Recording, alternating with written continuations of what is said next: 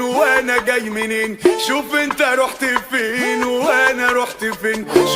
لا، الألعن من كذا إنه لازم تلبسين براندات عليها اللوجو.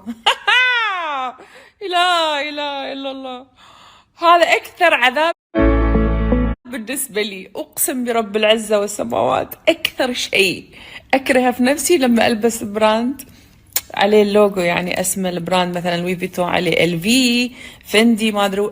عذاب السنين. ليش؟ لأن هذه تصرفات عيال فقر، عيال فقر. يعني هاي شوفوني أنا لابسة براند، يعني ترى